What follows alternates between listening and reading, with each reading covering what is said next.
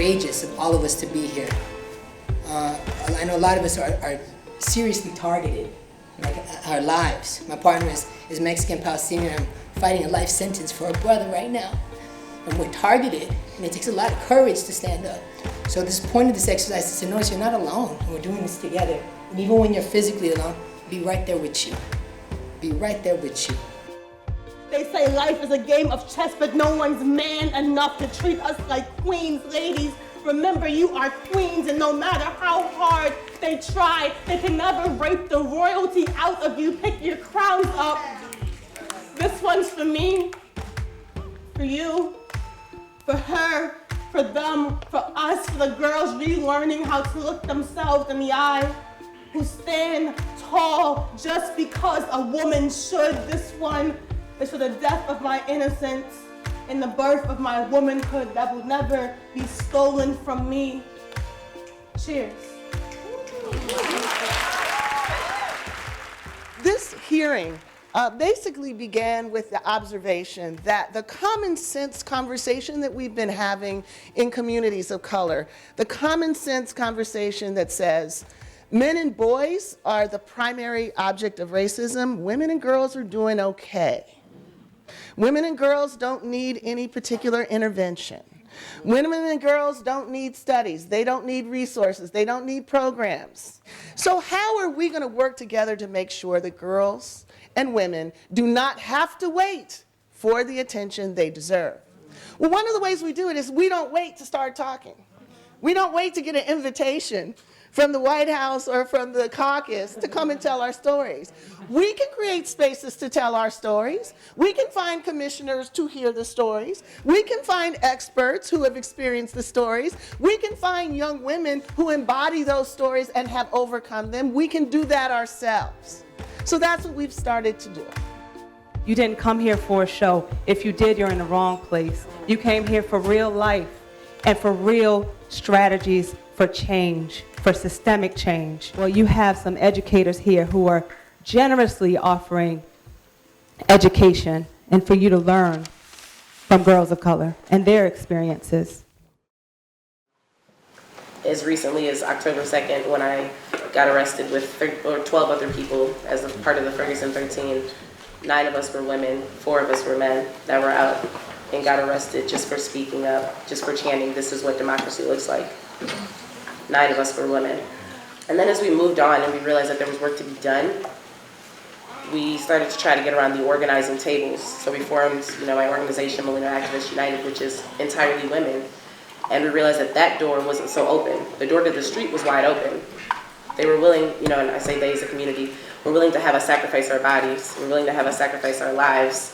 I never got pulled off the front line as a woman, but at the table, that door was closed. And even more so, we have to be out here because if we don't speak for the women that are getting killed down as Black women, then who will? History has shown us that if the mouths of the oppressed don't speak up, then no one will speak up for you. The way God taught us to be was not to dress in girl clothes, so I was locked in an attic. I remember being locked in an attic for 2 weeks, and she would come and slide bread underneath the door, and she would say, "You're gonna learn that as long as you think you're an animal and want to appear in the streets, this is how we treat you." And that day was my redefining moment. I put all my clothes in a suitcase. We lived in a 3-story home. I tied all my bed sheets, and I said, "This is it." And I jumped out the window, and I remember hitting the floor, but when I hit that floor, I felt so free. Free of pain, free of neglect, and free of shame, because I refused to live in that. And oftentimes, a lot of the people who said they loved me, they didn't understand me.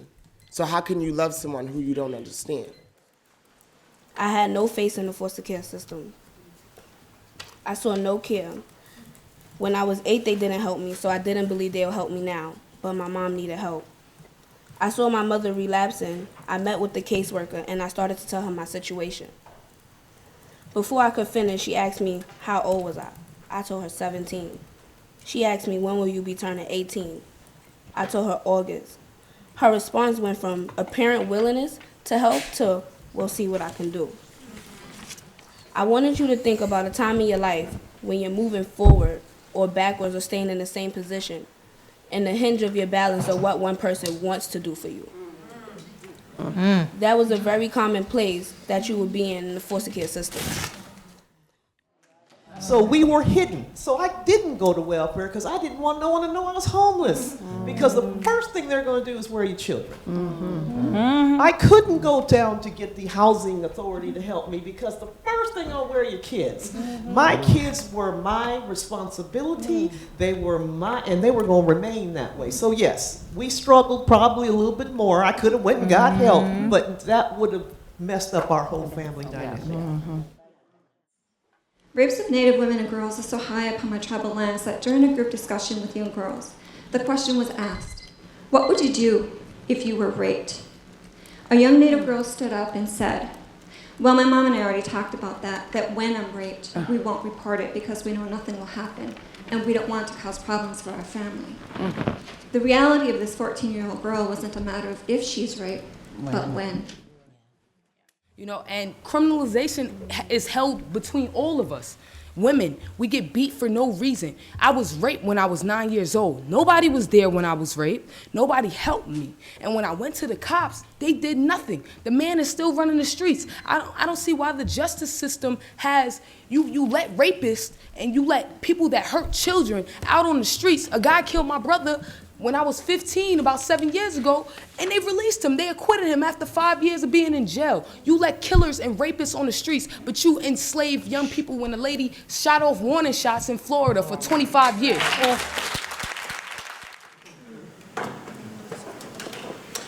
I didn't want to view it as a racial issue.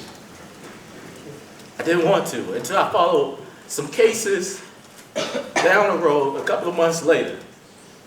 A white woman went to go buy drugs from the projects. She got thrown from a window.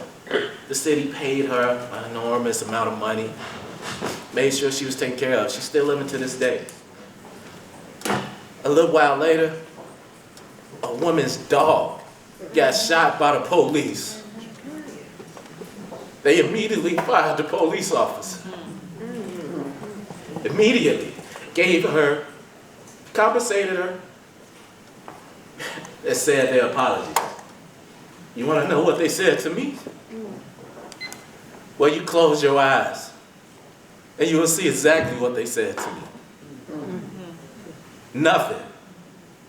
I went down to the mayor's office, we rallied, they wanted to get us arrested. The superintendent of the police, he said the shooting was justified. How is the murder of a young black woman justified? It's not. That is innocent. You tell me what the justice is in that.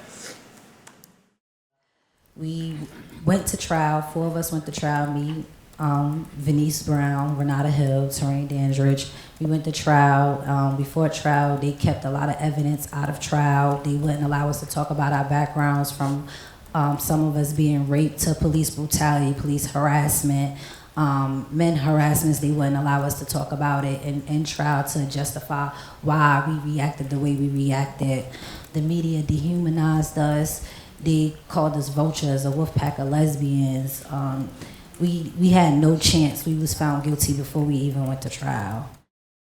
And one thing I wanted to talk about today, is thinking about in all the really powerful stories and testimonies we've heard, that oftentimes women, in addition to doing these things, are responsible for caretaking, right?